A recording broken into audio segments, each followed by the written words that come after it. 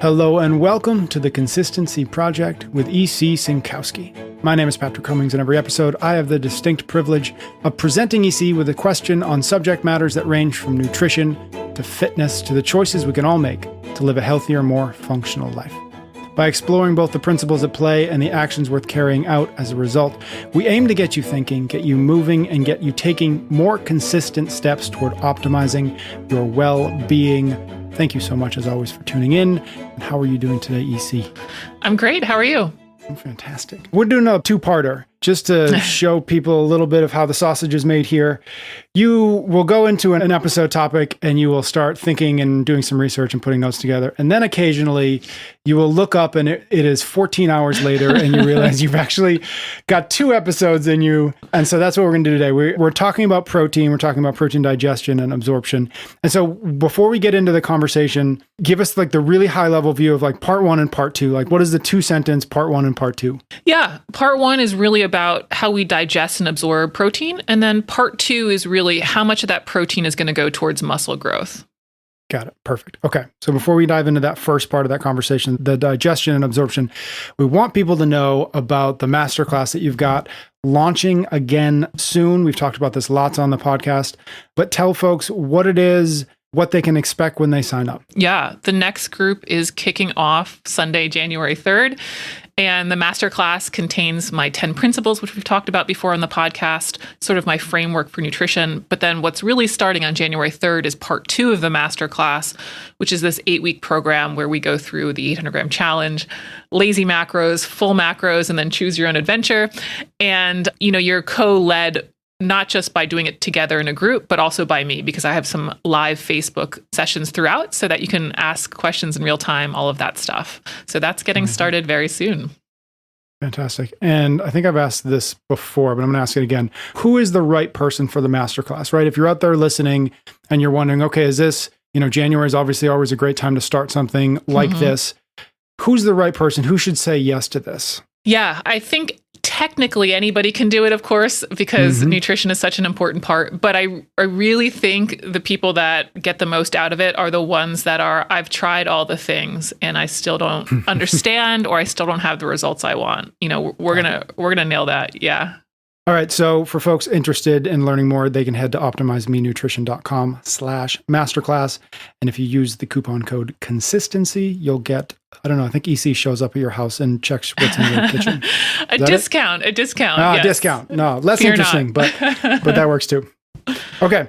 Protein digestion and absorption, very sexy subject. Where are we going to dive in? What was the impetus for this or for these kinds of conversations? What sorts of questions do you often see that led you to think, okay, this is worth us diving into? So, most of the content for this podcast, all of it comes from community questions. And some of the most common concerns are protein. How much protein should I be having?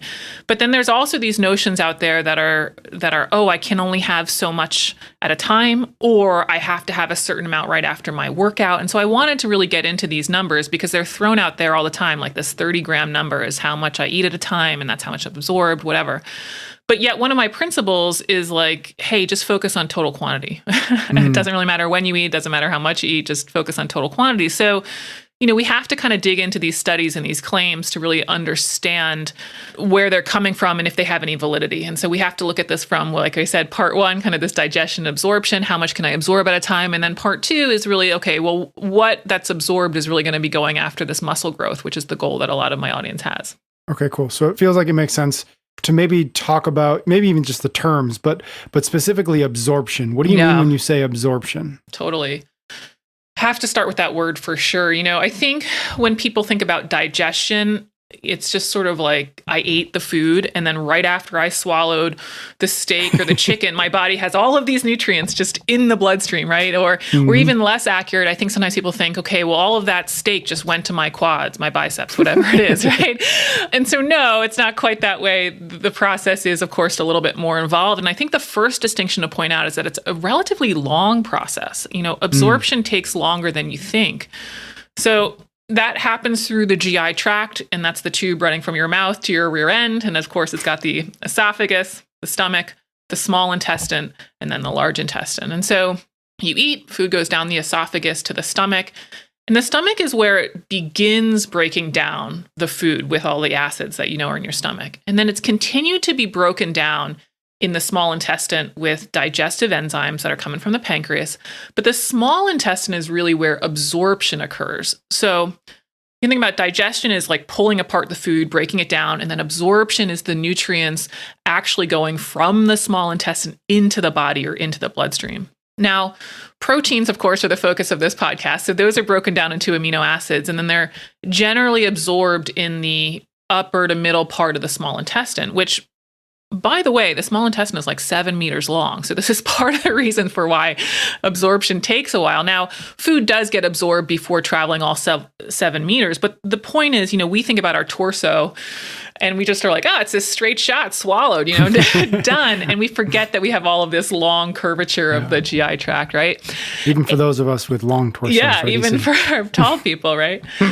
So it's just not this immediate thing. And of course, this whole GI tract, it's happening under involuntary muscle contractions that are controlled by your nervous system. It's not like you're controlling it by doing more pull-ups or doing it more quickly or anything like that. It's these wave-like contractions that you can sort of think about. It's like squeezing a tube of toothpaste is how it's sort of moving along. Yeah. So first things there is it takes longer than we think. It's funny you say it doesn't immediately go to your biceps, but how fun would it be if you ate a piece of steak and you said, go to the quads, right? That'd be a honing device. Can you maybe work on that? A honing device on your protein. You mentioned that proteins are broken down into amino acids. That's one of those phrases that I've heard 1,000 times. Is that worth giving a little bit of context to? Does it matter for the rest of our understanding for this conversation? Yeah, they're basically the building blocks of protein. So, they're the kind of the single individual units in terms of a chemical structure that make up proteins. Proteins are long chains of amino acids. Yeah. Got it. Okay. All right. So you say, we've talked about it. It takes longer than you'd probably guess this process. How long? Do we have a sense of that? We do. The time that it takes the food to leave the stomach, and that's, before it gets to the small intestine, that can take 2 to 3 hours from a meal. This is because the stomach is releasing the food a little bit at a time so that the small intestine can absorb it all. And I think it's useful to think about it as like a continuous drip, right? It's not like your meal just sort of moves together as a plate of food. It's a very slow kind of continuous drip. And how fast or the speed of that drip is going to depend on a lot of different factors. What are the macronutrients that are represented there? What's the consistency of the food? Is it a liquid versus solid? How much did you eat? And so on. And so that absorption process that really begins in the small intestine can also take another hour to kind of travel and get to the point where we start absorbing it at the highest rate. So when you eat something like a steak dinner, yes, some of the amino acids in that steak dinner will start appearing kind of quickly, but they're kind of at the front part of the drip, if you will. And then the process will continue for hours as it's gradually released from the stomach and moving along the small intestine. So we could be looking at several hours for a very large mixed food meal where amino acids are continuously being absorbed and released into the bloodstream. Now, of course, because we have to get into protein shakes as part of this whole concept here, people want to know, okay, well, you said that liquids take different than solids. It's true, they do move faster.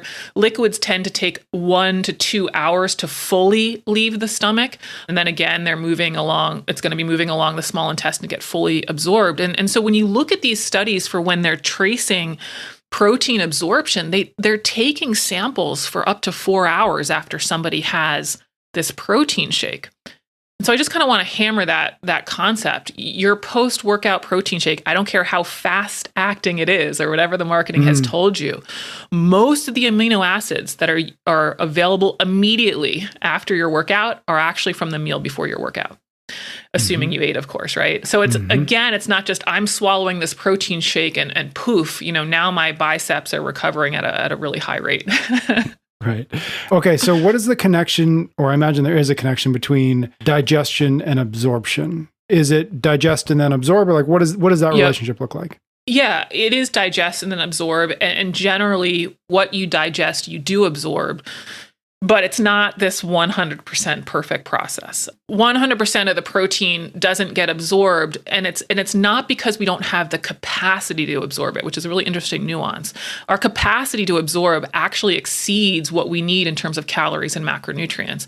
It's that the process or the digestion process isn't perfect. Not all of the amino acids will be released from the food. For lack of a better word, the steak isn't broken down into small enough pieces, right? And so if they're not completely broken down into these amino acids, they're not going to be absorbed. Now, what affects that breakdown process? Do you chew your food? Do you chew it well? The amounts and types of enzymes that are released, how long the food stays in the GI tract, which is partially under nervous system function, controlling the kind of the digestive muscles or the muscles that push it along the digestion tract. So there's a lot of different steps to get protein broken down into these individual amino acids. And I sort of like this comparison. I hope it helps for you all, but it's kind of like comparing it to a car wash or a washing machine. There's lots of different steps, different soaps or softeners being added, different spin cycles, and it's not 100% perfect. Like the detergent doesn't always mix perfectly if your clothes are really dirty or the machine is stuffed way too full. So that's not a perfect analogy, of course, but it kind of helps me think about the digestion process. But this not 100% perfect digestion is when you'll hear about protein digestibility, and that meat and animal proteins tend to be more digestible, assuming everything else is working right, like you chew your food, we have enough enzymes, all that stuff. It's those plant proteins that aren't as digestible largely because of their fiber. And so this is where you've heard that vegetarians or vegans are told to bump up their protein needs approximately about 10% to kind of combat this. And so let's say that at the 0.7 multiplier of grams of protein per pound of body weight that I always throw out, let's say that somebody's, at 110 grams for that, as a vegetarian and vegan, they might end up at 120 grams or something like that. Like everything, and I think we have to do a whole podcast on this, Patrick, at some point. Like these numbers that I throw out, I always like to just reinforce its biology. We're looking at a lot of variation. There's a lot of range in these systems. We can throw out something like the average male height is 5'10". We know that doesn't describe every male. So 0.7 doesn't describe every person. It's just a good ballpark. And then vegetarians or vegans might have to bump that up if they're really into muscle mass gain, that type of stuff. You mentioned something about not all of the proteins being digested, either because they don't need to or for whatever reason. What happens to that protein? What happens to those proteins? Yeah, if they're not all digested, if we don't chew our food, if we don't have enough enzymes, if the washing spin cycle... Are people not chewing their food? You've mentioned this a few times. Are people just swallowing steak whole? What's happening out there? Well, what's the rule? It's like, again, I should look into the research for that rule. Isn't the rule like 30? I don't know. 30 bites or 30 chews per 30 whatever? Chews? Yeah, I mean, it's that, eating fast, all of that stuff. But so, yeah, if it doesn't get broken down, if it doesn't get pulled apart, and so we don't have all these little amino acids that get to be absorbed, the proteins that are not digested will then move on to our large intestine. And when those proteins move on to the large intestine, they can be fermented by the microbiota there for energy.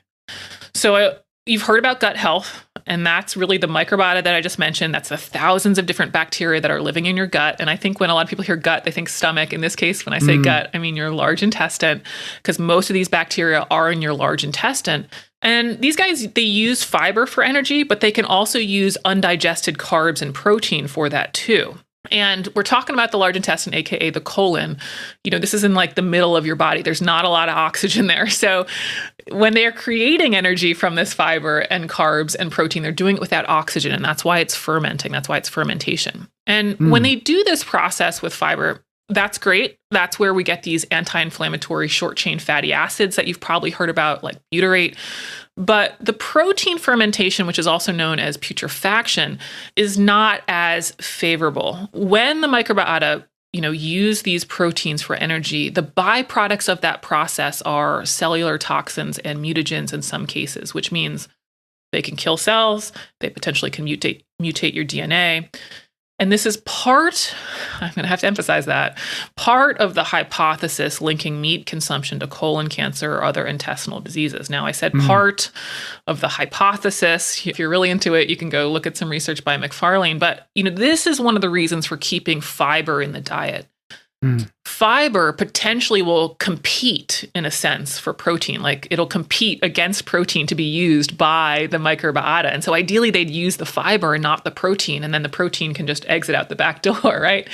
And we find that very little actually does exit out the back door, which, by the way, takes 18 hours or more for food to fully move from your mouth to your rear end, because we're then taking into account all of the length of the small intestine and the large intestine. Generally, about 1% of protein ends up in your poo.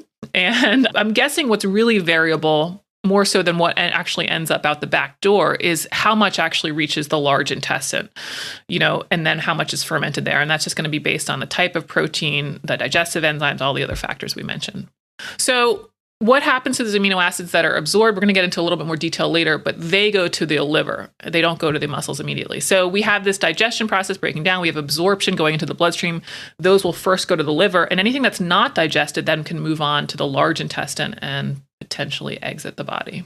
You mentioned, I think right at the top of this conversation, this idea that there are these numbers out there that people use as rules of thumb or heuristics or whatever we want to call them, right? This idea of 20 to 30 grams of protein is the max that we can digest. Where did that come from? What was the purpose of that? And maybe why is it created whatever confusion it's created?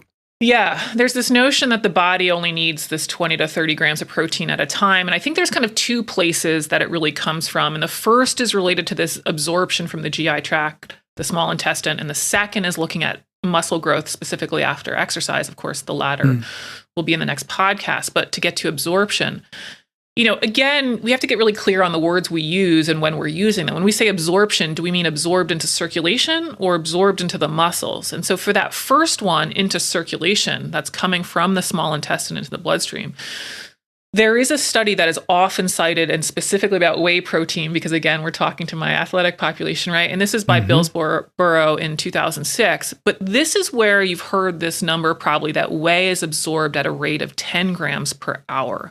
And so people will sort of be like, well, shoot, I can only absorb, if it leaves the stomach in 1 hour and then absorption is along the small intestine might be another hour, maybe I can only absorb 20 grams at a time. That's kind of the extrapolation that is done. Now, the problem with taking that rate of 10 grams per hour is we have to remember that digestion occurs for hours. It's not like this protein shake moves together as one unit. And so it's not just done in that 1 hour. Some of the food starts appearing at the beginning of the drip and it continues until all of the food has moved through. So these people were given 30 grams of protein in this Billsborough 2006 study. So the process, could go on for 3 hours and they would absorb all of it. But that's really the second limitation of the study, in that they were given 30 grams of protein. So the study was capped at what happens when I give 30 grams of protein. We don't know what happens if we were giving them 50 grams of protein. I'm guessing that either the rate would change, perhaps they absorb it at like 15 grams per hour, or perhaps the digestion process takes longer. Maybe 50 grams of protein takes 5 hours for all of it to kind of go through this, drip process. And so we can't take what they found for giving people 30 grams of protein and then say it's going to work the same for all different foods and all different total amounts of protein. And I think that's just the mistake that's kind of made a lot when we see with research. It's like taking it out of context, and we have to go back and see, okay, how did they test this? And it's like, okay, well, I don't know that if testing 30 grams of protein tells me everything I need to know about every other dose of protein. Right. You mentioned we're going to dive into the more specifics about muscle growth, maybe post-workout muscle growth specifically in the next episode. But you mentioned something about amino acids going to the liver. Right. After the small intestine, not directly to the muscles. Yeah. Talk to me about what that means and why that's important to know. That is important. Yeah. And we're going to tackle post-workout muscle growth. That's muscle protein synthesis, MPS. I know that's a hot topic. It's coming. But we have to still kind of understand this and why it's so important. Because, once those amino acids are absorbed in the small intestine, they go first to the liver, not directly to your muscles. And the liver is so important. It's kind of like the body's clearinghouse. It's making a ton of different stuff. It's making lots of different proteins. It's also deciding where different food needs to go. It's deciding, okay, these tissues need these different amino acids. And so it's, for lack of making those decisions, right? As though it has its own brain or whatever. And so you need to understand that, because when the amino acids arrive from the small intestine, first of all, some of them will be used as energy by the liver.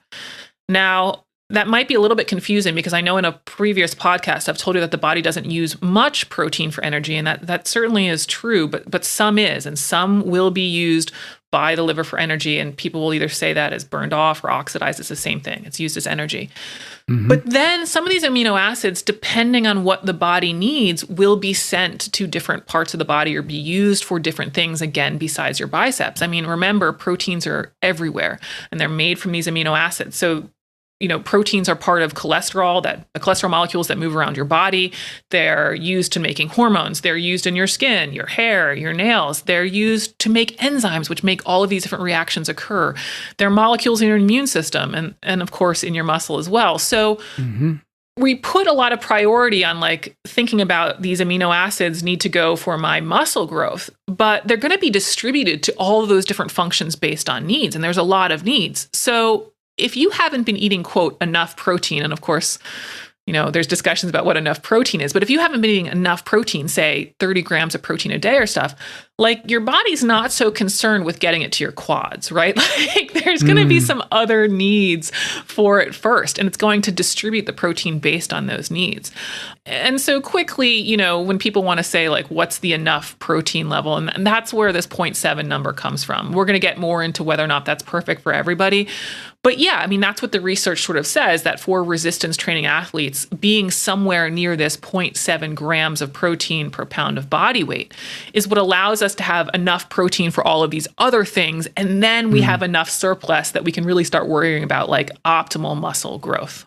And so just so that I'm clear, as we start to kind of wrap up, we had talked about, this idea of 20 to 30 grams of protein at a time. And obviously we talked about maybe that's a flawed number. Yeah. And we talked about the length of time it takes the body to just do this process of digestion and absorption.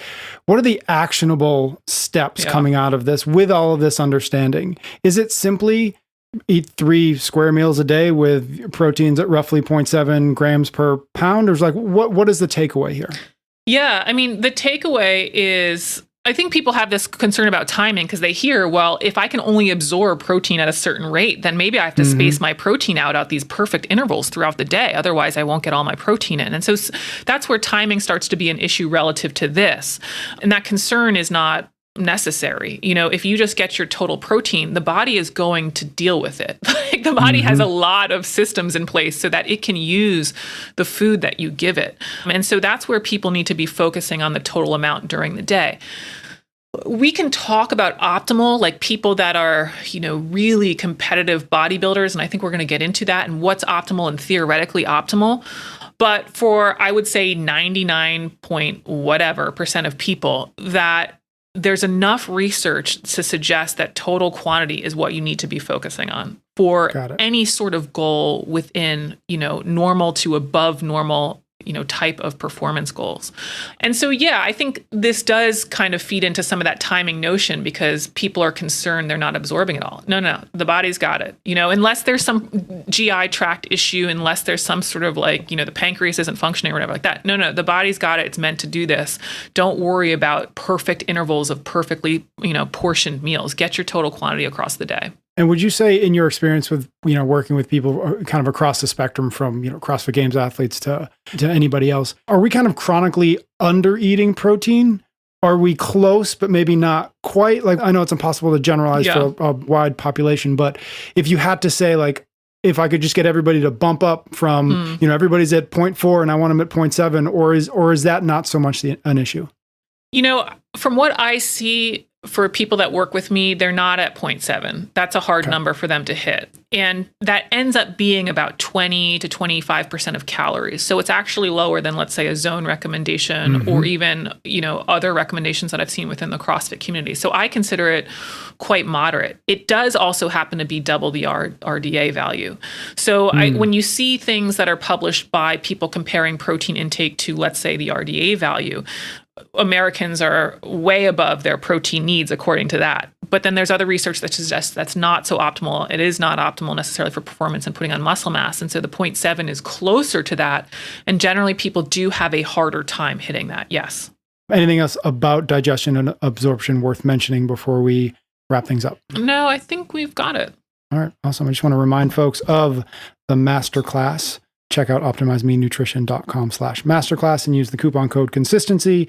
And EC will not show up at your house, but you will get a little discount, which is a good second place. And then thank you so much for everybody out there listening who sends us reviews and ratings and asks us good questions. And we'll be back with another episode of the Consistency Project soon.